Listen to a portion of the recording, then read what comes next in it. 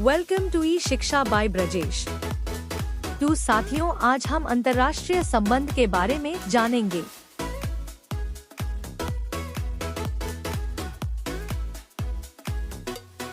अंतर्राष्ट्रीय संबंध विभिन्न देशों के बीच संबंधों का अध्ययन है, साथ ही साथ संप्रभु राज्यों, अंतर सरकारी संगठनों, अंतर्राष्ट्रीय असरकारी संगठनों और बहुराष्ट्रीय कंपनियों की भूमिका का भी अध्ययन है।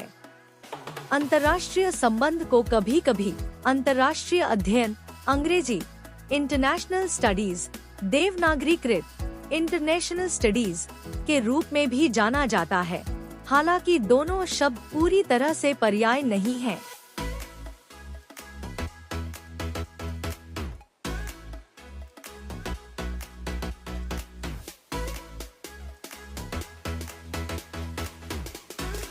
साधारण शब्दों में अंतर्राष्ट्रीय राजनीति का अर्थ है राज्यों के मध्य राजनीति करना। यदि राजनीति के अर्थ का अध्ययन करें तो 3 प्रमुख तत्व सामने आते हैं: क, समूहों का अस्तित्व, ख, समूहों के बीच, तथा ग, समूहों द्वारा अपने हितों की पूर्ति। इस आशय को यदि अंतर्राष्ट्रीय स्तर पर आकलन करें तो ये 3 तत्व मुख्य रूप से: 1, राज्यों का अस्तित्व, 2, राज्यों के बीच संघर्ष, तथा 3, अपने राष्ट्रहितों की पूर्ति हेतु शक्ति का प्रयोग आते हैं।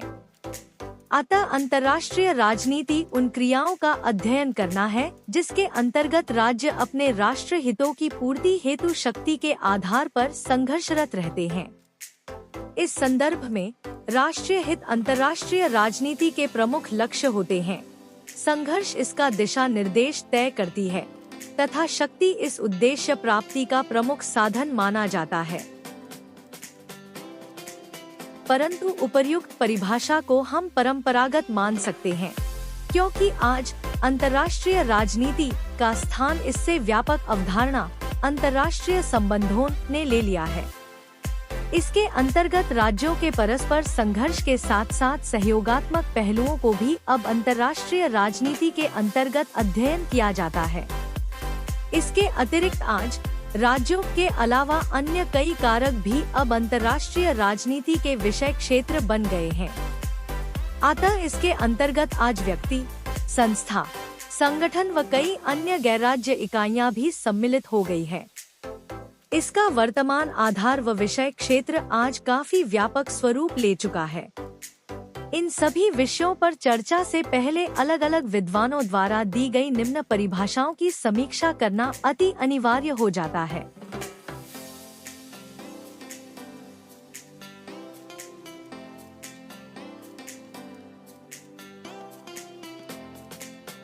परंपरागत परिभाषाएं।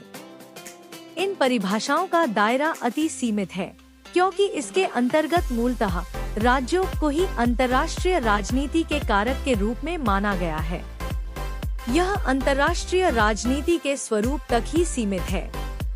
मुख्य रूप से हेंस जे मार्गेनथाउ, हेराल्ड स्प्राउट, बोन डॉयक, थॉम्पसन आदि इसके मुख्य समर्थक हैं, जो इनकी निम्न परिभाषाओं से स्पष्ट हो जाता है।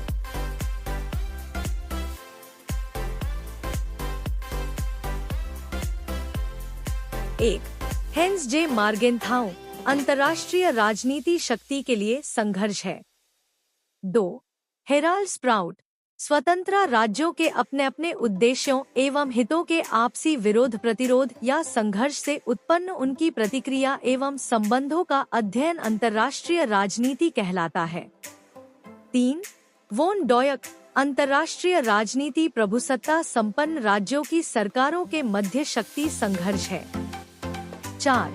थॉम्पसन, राष्ट्रों के मध्य प्रारंभ प्रतिस्पर्धा के साथ साथ उनके आपसी संबंधों को सुधारने या खराब करने वाली परिस्थितियों एवं समस्याओं का अध्ययन अंतर्राष्ट्रीय राजनीति कहलाता है।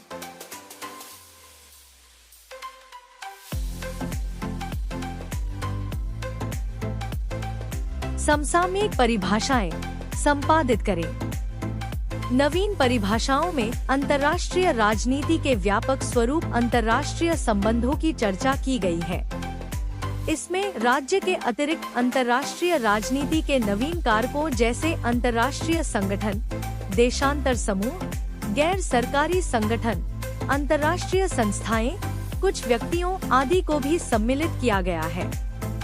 इसके अतिरिक्त इसमें संघर्ष के साथ साथ सहयोग तथा राजनीति के साथ साथ प्रत्यक्ष या परोक्ष रूप में इसे प्रभावित करने वाले अर्थात सांस्कृतिक, धार्मिक, सामाजिक, विज्ञान एवं तकनीकी आदि पहलुओं का भी उल्लेख किया गया है। विभिन्न लेखकों की निम्नलिखित परिभाषाओं से यह आशय अति स्पष्ट रूप में उजागर हो जाता है।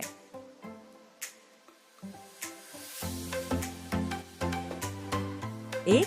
नॉर्मन डी पामर व होवार्ड सी परकिंस अंतर्राष्ट्रीय संबंध में राष्ट्र राज्यों, अंतर्राष्ट्रीय संगठनों तथा समूहों के परस्पर संबंधों के अतिरिक्त और बहुत कुछ सम्मिलित है। यह विभिन्न स्तर पर पाए जाने वाले अन्य संबंधों का भी समावेश करता है जो राष्ट्र राज्य के ऊपरी व निचले स्तर पर मिलते हैं, परंतु यह राष्ट्र राज्य को ही अंतर्राष्ट्रीय समुदाय का केंद्र मानता है। 2. स्टेनले होफमैन अंतर्राष्ट्रीय संबंध उन तत्वों एवं गतिविधियों से संबंधित है जो उन मौलिक इकाइयों जिनमें विश्व बंटा हुआ है की बाह्य नीतियों एवं शक्ति को प्रभावित करता है। 3. क्विंसी राइट अंतर्राष्ट्रीय संबंध केवल राज्यों के संबंधों को ही नियमित नहीं करता अपितु इसमें विभिन्न प्रकार के समूहों जैसे राष्ट्र, राज्य, लोग, गठबंधन, क्षेत्र, परिसंघ, अंतर्राष्ट्रीय संगठन, औद्योगिक संगठन, धार्मिक संगठन आदि के अध्ययनों को भी शामिल करना होगा। इस प्रकार अंतर्राष्ट्रीय राजनीति का स्वरूप प्रारंभ से वर्तमान तक बहुत व्यापक हो जाता है। इसमें आज राष्ट्र राज्यों के साथ विभिन्न विश्व इकाइयों एवं संगठनों के अध्ययन का समावेश हो चुका है, परंतु इन सभी परिवर्तनों के बाद भी इन अध्ययनों का केंद्र बिंदु आज भी राष्ट्र राज्य ही है।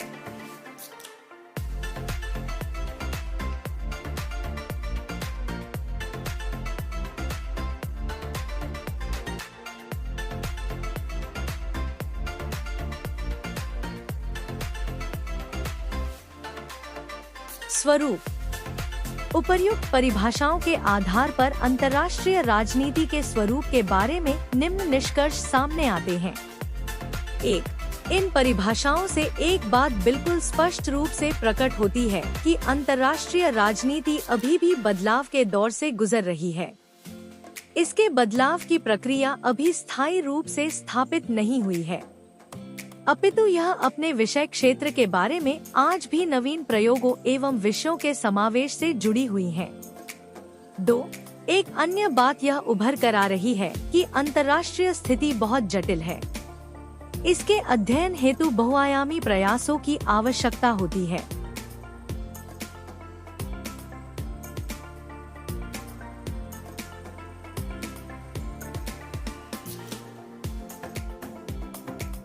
3.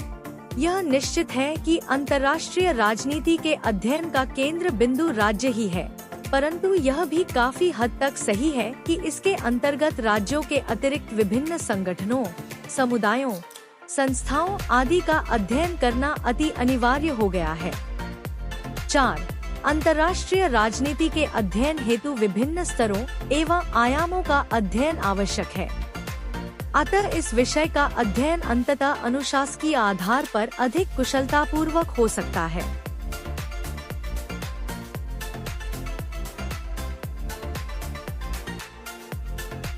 5. इसके अध्ययन हेतु नवीन दृष्टिकोणों की उत्पत्ति हो रही है। जैसे जैसे अंतर्राष्ट्रीय राजनीति में बदलाव आता है, उसके अध्ययन एवं सामान्यकरण हेतु नए उपागमों की आवश्यकता होती है। उदाहरण स्वरूप, द्वितीय विश्व युद्ध के बाद जहां यथार्थवाद, व्यवस्थावादी, क्रीड़ा, सौदेबाजी तथा निर्णयपरक उपागमों की उत्पत्ति हुई, उसी प्रकार अब उत्तर शीतयुद्ध युग में उत्तर आधुनिकरण, विश्व व्यवस्था, क्रिटिकल सिद्धांत आदि की उत्पत्ति हुई। भावी विश्व में भी वैश्वीकरण व इससे जुड़े मुद्दों पर नए उपागमों के कार्यरत होने की व्यापक संभावनाएं हैं। अतः अंतर्राष्ट्रीय राजनीति का स्वरूप परिवर्तनशील है। जब जब अंतर्राष्ट्रीय राजनीति के परिवेश, कारकों व घटनाक्रम में परिवर्तन आएगा, इसके अध्ययन करने के तरीकों व दृष्टिकोणों में भी परिवर्तन अनिवार्य है। इसके अतिरिक्त यह परिवर्तन स्थायी न होकर निरंतर है। इसके साथ साथ विभिन्न कारकों, स्तरों, आयामों आदि के कारण यह बहुत जटिल है। अतः इसके सुचारू अध्ययन हेतु बहुत स्पष्ट, तर्कसंगत, व्यापक दृष्टिकोण की आवश्यकता होती है।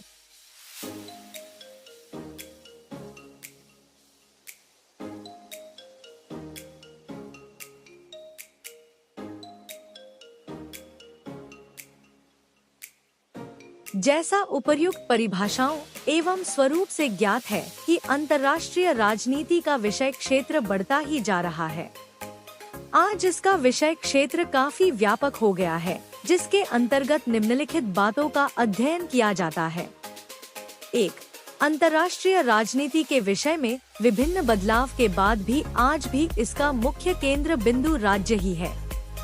मूलतः अंतर्राष्ट्रीय राजनीति राज्यों के मध्य अंतःक्रियाओं पर ही आधारित होती है।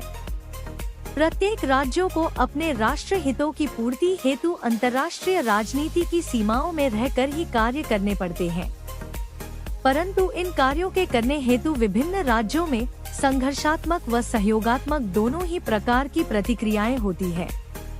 इन्हीं प्रतिक्रियाओं, इनसे जुड़े अन्य पहलुओं का अध्ययन ही अंतर्राष्ट्रीय राजनीति के अध्ययन की प्रमुख सामग्री होती है। 2. अंतर्राष्ट्रीय राजनीति का दूसरा महत्वपूर्ण कारक शक्ति का अध्ययन है। द्वितीय विश्व युद्ध के उपरांत कई दशकों तक, विशेषकर शीत युद्ध काल में, यह माना गया कि अंतर्राष्ट्रीय राजनीति का प्रमुख उद्देश्य शक्ति संघर्षों का अध्ययन करना मात्रा ही है। यथार्थवादी लेखक, विशेषकर मार्गेंथाउ, तो इस निष्कर्ष को अति महत्वपूर्ण मानते हैं कि अंतर्राष्ट्रीय राजनीति केवल राज्यों के बीच शक्ति हेतु संघर्ष है। वे शक्ति को ही एक मात्रा कारण मानते हैं जिस पर संपूर्ण अंतर्राष्ट्रीय राजनीति अथवा परस्पर राज्यों के संबंधों की नींव टिकी है, परंतु पूर्ण रूप से यह सत्य नहीं है।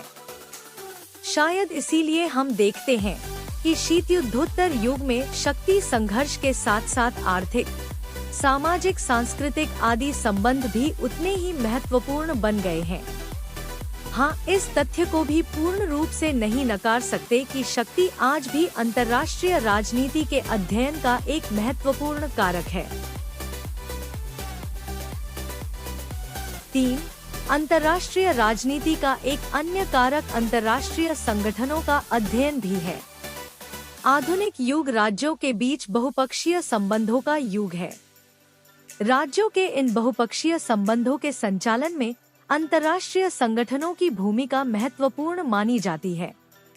ये अंतर्राष्ट्रीय संगठन राज्यों के मध्य आर्थिक, सामाजिक, भौगोलिक, सैन्य, सांस्कृतिक आदि क्षेत्रों में सहयोग के मार्ग प्रस्तुत करते हैं।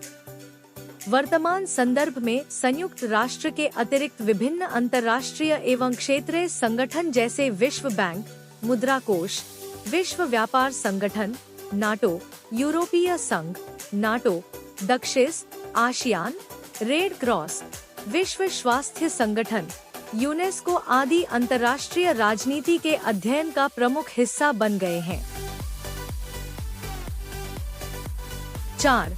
युद्ध व शांति की गतिविधियों का अध्ययन भी आज अंतर्राष्ट्रीय राजनीति का अभिन्न अंग बन गया है। यह सत्य है कि अंतर्राष्ट्रीय राजनीति न तो पूर्ण रूप से सहयोग तथा न ही पूर्ण रूप से संघर्षों पर आधारित है।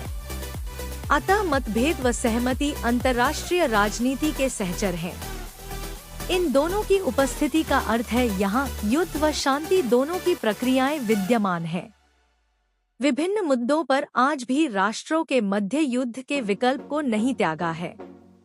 शीत युद्ध के साथ साथ राज्यों के बीच प्रत्यक्ष युद्ध आज भी हो रहे हैं, बल्कि वर्तमान विज्ञान के विकास व हथियारों के अति आधुनिकतम रूप के कारण आज युद्ध और भी भयानक हो गए हैं।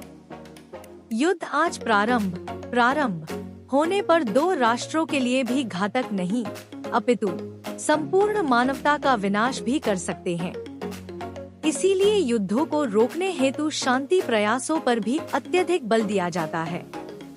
इसीलिए इन युद्ध व शांति के पहलुओं का अध्ययन करना ही अंतर्राष्ट्रीय राजनीति का प्रमुख भाग बन गया है। 5. अंतर्राष्ट्रीय राजनीति वह प्रक्रिया है जिसके माध्यम से राज्य अपने राष्ट्रीय हितों का संवर्धन एवं अभिव्यक्ति करते हैं। यह प्रक्रिया केवल एक समय की न होकर निरंतर चलती रहती है। इस प्रक्रिया का प्रकटीकरण राज्यों की विदेश नीतियों के माध्यम से होता है। अतः अंतर्राष्ट्रीय राजनीति के अध्ययन में विदेशी नीतियों का आकलन एक अभिन्न अंग बन गया है।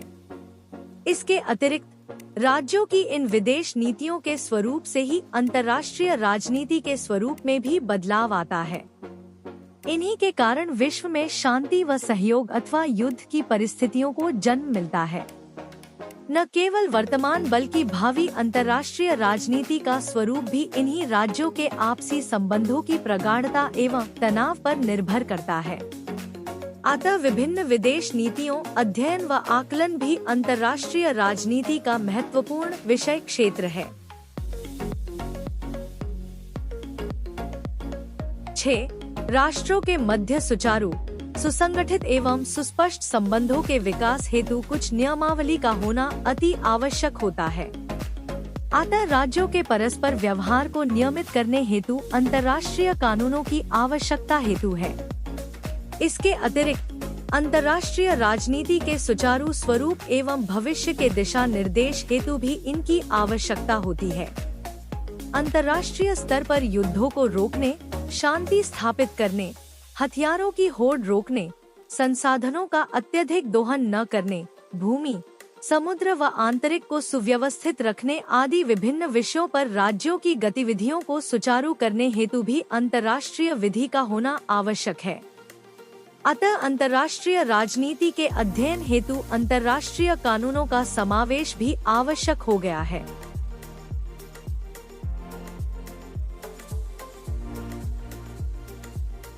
7. राज्यों की गतिविधियों में अंतर्राष्ट्रीय स्तर पर आर्थिक मुद्दों का अध्ययन भी काफी महत्वपूर्ण रहा है। परंतु शीत युद्ध के संघर्षों के कारण 1945 से 91 तक राजनीतिक मुद्दे ज्यादा अग्रणीय रहे तथा आर्थिक मुद्दे अति महत्वपूर्ण हो गए हैं तथा राजनीतिक मुद्दे गौण हो गए हैं।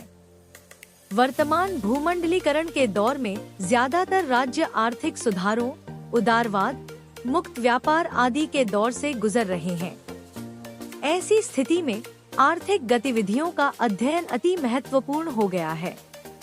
आज संयुक्त राष्ट्र की राजनीतिक इकाइयों की बजाय विश्व व्यापार संगठन, अंतर्राष्ट्रीय मुद्रा कोष, विश्व बैंक आदि अत्यधिक महत्वपूर्ण हो गए हैं।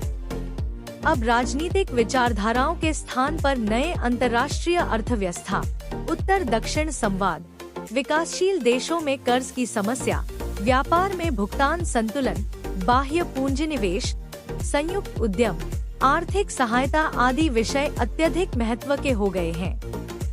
अतः अंतर्राष्ट्रीय राजनीति में इन आर्थिक संस्थाओं, संगठनों व कारकों का अध्ययन करना अनिवार्य हो गया है। 8. अंतर्राष्ट्रीय राजनीति के वर्तमान स्वरूप से यह स्पष्ट है कि अब इस विषय के अंतर्गत राज्यों के अतिरिक्त गैर सरकारी संगठनों की भूमिकाएं भी महत्वपूर्ण होती जा रही हैं। दूसरी, अंतर्राष्ट्रीय राजनीति के बढ़ते विषय क्षेत्र के साथ साथ इसमें कार्यरत संस्थाओं एवं संगठनों का विकास भी हो रहा है। तीसरे, अब अंतर्राष्ट्रीय राजनीति के अंतर्गत कई महत्वपूर्ण मुद्दे भी आ रहे हैं जो मानवता हेतु ध्यानाकर्षण योग्य बन गए हैं। इन सभी कारणों से अंतर्राष्ट्रीय राजनीति के अध्ययन का दायरा भी विकसित होता जा रहा है। आज इसमें राजनीतिक ही नहीं बल्कि गैर राजनीतिक विषय जैसे पर्यावरण, नारीवाद, मानवाधिकार, ओजोन परत क्षीण होना, मादक द्रव्यों की तस्करी, गैर कानूनी व्यापार, शरणार्थियों व विस्थापितों की समस्याएं आदि भी महत्वपूर्ण हिस्सा बनते जा रहे हैं। इसके साथ साथ गैर सरकारी संस्थानों की भूमिका भी महत्वपूर्ण होती जा रही है। विभिन्न स्तरों पर राज्यों के विभिन्न मुद्दों से जुड़े कई स्थानीय या क्षेत्रीय संगठन भी आज अंतर्राष्ट्रीय राजनीति को प्रत्यक्ष व परोक्ष रूप से प्रभावित करते हैं। अतः अंतर्राष्ट्रीय राजनीति के दायरे में मात्रा परंपरागत विषय क्षेत्र तक सीमित न रहकर समसामयिक विषयों को भी सम्मिलित कर लिया है। इसीलिए इन सभी समस्याओं, संगठनों, पहलुओं आदि का अध्ययन भी आज अंतर्राष्ट्रीय राजनीति में महत्वपूर्ण हो गया है। अतः अंतर्राष्ट्रीय राजनीति का विषय क्षेत्र आज बहुत व्यापक व जटिल होने के साथ साथ विकास की ओर अग्रसर है।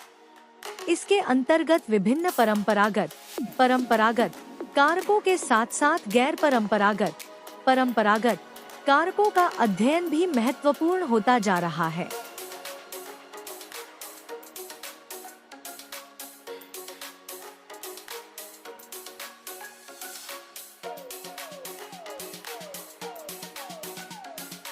अंतर्राष्ट्रीय राजनीति के विकास का इतिहास ज्यादा प्राचीन नहीं है, बल्कि यह विषय 20वीं शताब्दी की उपज है। स्पष्ट रूप से देखा जाए तो वेल्स विश्वविद्यालय में अंतर्राष्ट्रीय वुड्रो विल्सन पीठ की 1919 में स्थापना से ही इसका इतिहास प्रारंभ होता है। इस पीठ पर प्रथम आसीन होने वाले प्रसिद्ध इतिहासकार प्रोफेसर एल्फ्रेड जिमर्न थे तथा बाद में अन्य प्रमुख विद्वान जिन्होंने इस पीठ को सुशोभित किया उनमें से प्रमुख थे C.K. Webster, E. एजगार, P.A. Reginald, Lawrence W. Martin, T.E. इवानजादी। इसी समय अन्य विश्वविद्यालयों एवं संस्थानों में भी इसी प्रकार की व्यवस्थाएं देखने को मिली। अतः पिछली एक शताब्दी के इस विषय के इतिहास पर दृष्टिपात करें तो इस विषय में आए उतार चढ़ाव के साथ साथ इसके एक स्वायत्त विषय में स्थापित होने के बारे में जानकारी मिलती है। इस विषय में आए बहुआयामी परिवर्तनों ने जहां एक और विषय वस्तु का संवर्धन, समन्वय तथा विकास किया है, वहीं दूसरी ओर विभिन्न सिद्धांतों का प्रतिपादन करके बहुत सी जटिल समस्याओं एवं पहलुओं को समझने में सहायता प्रदान की है। केनेथ थॉम्पसन ने सन 1962 के रिव्यू ऑफ पॉलिटिक्स में प्रकाशित अपने लेख में अंतर्राष्ट्रीय राजनीति के इतिहास को 4 भागों में बांटा है, जिसके आधार पर इस विषय का सुस्पष्ट एवं सुनिश्चित अध्ययन संभव हो सकता है। विकास के इन 4 चरणों में शीत युद्धोत्तर युग के 5वें चरण को भी सम्मिलित किया जा सकता है। इनका विस्तृत वर्णन निम्न प्रकार से है। 1. कूटनीतिक इतिहास का प्रभुत्व प्रारंभ से 1919 तक। 2. सामयिक घटनाओं समस्याओं का अध्ययन 1919 से 1939। 3. राजनीतिक सुधारवाद का युग 1939 से 1945। 4. सैद्धांतिकरण के प्रति आग्रह 1945 से 1991। 5. वैश्वीकरण व गैर सैद्धांतिकरण का युग 1991 से 2003।